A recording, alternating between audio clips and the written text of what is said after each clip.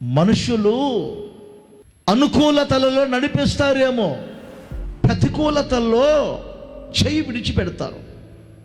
యేసన్న అంటారు, మాకు బాగా గుర్తు అన్న చెప్పే మాటలు, ఒక యాంపుల్ పేరు ఉందనుకోండి, వాడు నన్ను చెప్పు వాడతారు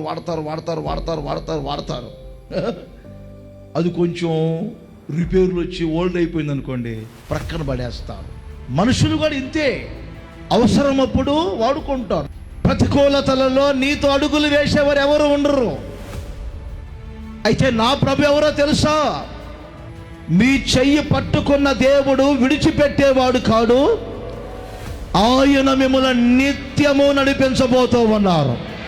నడవవలసిన త్రోవల్లోనే నడిపించబోతున్నారు.